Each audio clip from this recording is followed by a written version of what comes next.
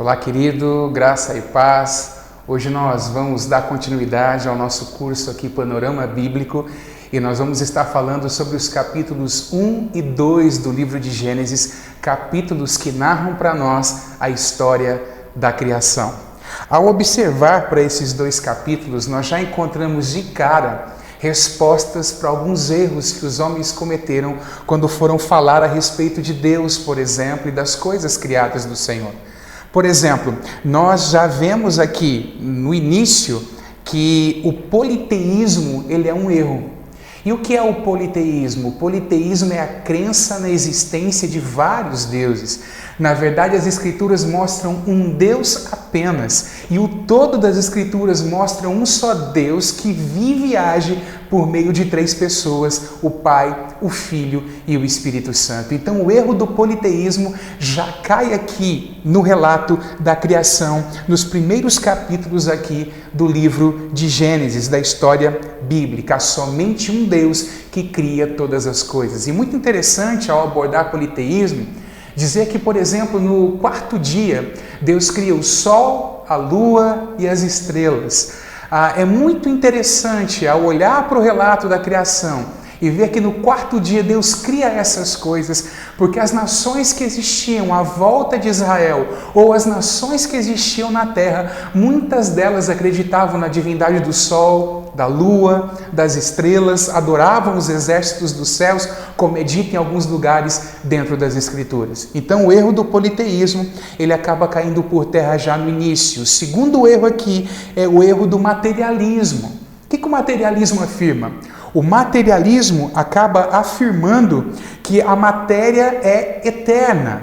E, na verdade, o texto bíblico mostra para nós que não, que Deus cria do nada o mundo físico. Deus cria a partir do mundo espiritual. Todas as coisas vieram a existir pela palavra do Senhor. É o que diz o texto de Hebreus capítulo 11, versículo 3, que está aí na tela. Pela fé, entendemos que o universo foi formado pela palavra de Deus, de maneira que o visível veio a existir das coisas que não são visíveis. E as palavras que foram traduzidas como fez ou criou em Gênesis 1 e 2, em Gênesis 1, uma delas é a palavra bara. E essa palavra hebraica significa criar do nada, criar algo completamente novo, sem precedentes. Então não havia matéria, Deus cria matéria. Então o erro do materialismo já cai por terra também aqui no relato da criação, do início de todas as coisas. O terceiro erro que a gente vê caindo por terra ao observar o relato da criação é o erro do panteísmo. O que apregou a esse ismo, o panteísmo? Apregou que tudo é Deus.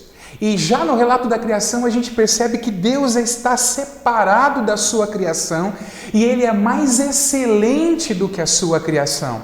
Então o panteísmo acaba indo por água abaixo, pelo relato de Gênesis, capítulos 1 e 2. Há dois conceitos sobre os quais nós podemos falar também já nesse início de estudos aqui no Panorama Bíblico, que são os conceitos de transcendência e de imanência. O que isso significa, pastor? Eu já te explico.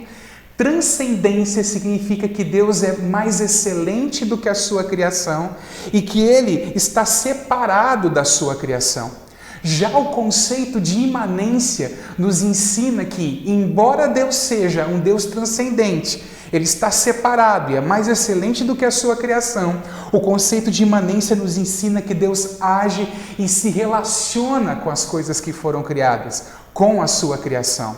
Há um versículo dentro das Escrituras, em Isaías 57:15, onde fica claro para nós esses dois conceitos. Tanto o conceito da transcendência quanto o conceito da imanência. Vamos lá, vamos ler o versículo. Porque assim diz o alto, o sublime, que habita a eternidade e cujo nome é santo. Habito no alto e santo lugar, mas habito também com o contrito e abatido de espírito, para vivificar o espírito dos abatidos e vivificar o coração dos contritos. A primeira parte de Isaías 57:15 nos mostra um Deus transcendente, o Deus que habita a eternidade, que é alto, que é sublime. E a segunda parte do versículo nos diz que ele também habita com contrito e abatido de espírito para vivificá-lo. E aí a gente percebe o conceito de imanência na segunda parte desse versículo. Esse Deus que é alto, que é sublime, que é soberano e santo, ele interage com a sua criação, ele age na sua criação. Então, ao olhar para esse relato de Gênesis do início, a gente já percebe de cara 4 coisas com relação a Deus. A primeira delas é, ele é o Criador, ele é o único Deus, ele é transcendente e ele é pessoal, porque ele se relaciona tanto entre si nas pessoas da Trindade, quanto com essa criação que ele criou em Gênesis capítulos 1 e 2. Então vamos lá. O relato bíblico e a ciência moderna. Paul Hoff, no excelente livro Pentateuco, nos diz o seguinte: os cientistas têm encontrado evidências de grandes mudanças geológicas, estratificação de massas de pedras e outros indícios que os têm feito chegar à conclusão de que a Terra é antiquíssima. Com certeza você já assistiu uma reportagem ou você já leu em algum artigo, em algum lugar, as histórias que dizem para nós, as argumentações que tentam mostrar para nós que a Terra tem milhões e milhões de anos. Porque só ela tendo milhões e milhões de anos explicaria o porquê de todas essas mudanças geológicas, não é que a ciência tem dito que aconteceu na Terra. Há algumas teorias bíblicas que visam harmonizar a narrativa bíblica com os conceitos dos cientistas. E eu quero falar com você sobre 4 delas nesse estudo nosso aqui. A primeira delas é a teoria do vazio ou do arruinamento e recriação. Poderia ter ocorrido, segundo essa teoria, milhões de anos entre a criação original e a recriação. Essa teoria, queridos, vai dizer para nós o seguinte, que Deus, numa antiguidade, criou a Terra então veio a se tornar sem forma e vazia por conta de alguma catástrofe, e alguns acabam afirmando que essa catástrofe foi a queda de Satanás. E quando a gente vê lá em Gênesis 1:3 que disse Deus, haja luz, Deus estaria recriando a Terra. A base para isso, que alguns tomam para afirmar isso, é Gênesis 1 e 2, onde diz que a Terra era sem forma e vazia, havia trevas sobre a face do abismo. Esse texto, esse verbo que foi traduzido como era, poderia ter sido traduzido como tornou-se. Então eles vão dizer o seguinte, a Terra tornou-se sem forma e vazia, ela não era sem forma e vazia quando Deus a criou originalmente. A segunda teoria que nós vamos ver aqui nesse início é a teoria da criação progressiva. O que narra essa teoria? Os dias representam períodos em um lapso indefinido em que Deus realizou sua obra criadora. Procura notar que a Bíblia não declara a duração de cada dia. É verdade que a palavra que foi traduzida do hebraico para a nossa língua como dia pode significar um período indeterminado de tempo. Essa teoria, então, aqueles que acreditam nela vão dizer o seguinte: quando o texto bíblico diz um dia, significa que passou um tempo indefinido de tempo. Então, a teoria da criação progressiva fala a respeito disso. Um dia poderia ser milhares, milhões de anos no entendimento dessas pessoas e dessa teoria que visa harmonizar a narrativa bíblica com aquilo que os cientistas disseram. A terceira teoria é a teoria da alternância dia e era. Essa teoria diz o seguinte: os dias foram períodos de 24 horas, mas os dias tiveram um período muito grande entre um dia e outro. É mais ou menos assim, Deus cria a luz em um momento, em um dia. Aí passa um monte de tempo e então vai acontecer um outro dia onde Deus vai criar aquilo que Ele criou no segundo dia, assim sucessivamente. É isso que diz essa teoria da alternância dia e era. Agora, existe uma quarta explicação para toda catástrofe, ou melhor, para todas essas mudanças que a gente encontra na Terra. E essa explicação é a teoria da catástrofe universal causada pelo dilúvio, que no meu entender ele é mais plausível. plausível. Diz que os dias da criação foram dias de 24 horas e o que explica todas essas mudanças geológicas encontradas na Terra é o dilúvio de Noé, que a gente vai estudar mais à frente aí na quarta aula do nosso curso aqui. Então essa teoria da catástrofe universal causada pelo dilúvio diz que os dias foram períodos de 24 horas. Talvez nesse momento você pode perguntar assim para mim, mas pastor, o sol não foi criado só no quarto dia? Como que a gente pode dizer que haviam dias de 24 horas naquele tempo? Nós não podemos nos esquecer que a primeira coisa que Deus faz na obra da sua criação é criar a luz. E alguns afirmam que essa luz ela existiu até a criação do sol, o que proporcionaria aí a possibilidade de nós termos períodos de 24 horas também nos 3 primeiros dias da criação. Vamos seguindo com o nosso estudo falando a respeito da criação do homem, o homem que é a coroa da criação. Gênesis capítulo 1, versículos 26 e 27 vão nos dizer o seguinte: E Deus disse, façamos o ser humano à nossa imagem, conforme a nossa semelhança.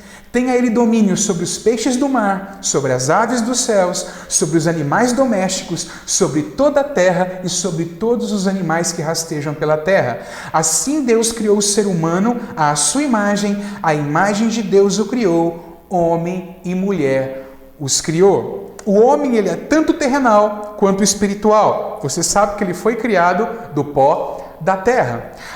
Interessante nós afirmarmos aqui a respeito da criação do homem, que o homem não veio a existir através de um processo de evolução, como tem sido ensinado.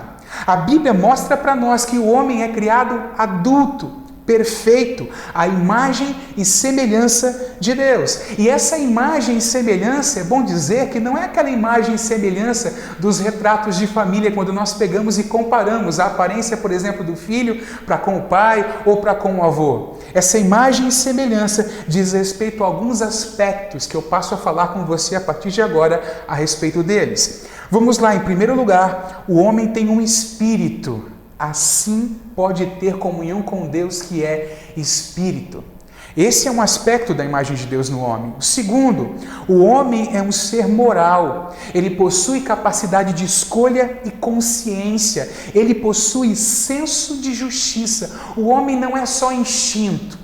Ele tem essa habilidade, através da consciência que Deus lhe deu, de diferenciar o certo do errado. Em terceiro lugar, o homem é um ser racional, capaz de pensar no abstrato e formar ideias. E em quarto lugar, a semelhança de Deus, ao homem foi dado domínio sobre os seres vivos. Então, esses quatro aspectos da imagem de Deus nós podemos encontrar no homem. E para a gente terminar a nossa segunda aula aqui, que fala a respeito da criação, eu gostaria de falar com você rapidamente sobre macroevolução e microevolução. O que afirma a macroevolução? A macroevolução afirma que houve uma evolução de uma espécie para outra, e dentro das Escrituras nós não encontramos margem para afirmar isso. Como já disse aqui anteriormente, o homem foi criado adulto, perfeito, à imagem e semelhança de Deus, e nisso está a dignidade do homem. Agora, existe um outro conceito que cabe muito bem dentro das Escrituras. Ele não conflita com a verdade da criação revelada no Gênesis, que é o conceito de microevolução. Podem existir mudanças dentro da mesma espécie, mudanças que acontecem por conta do ambiente em que o homem está vivendo.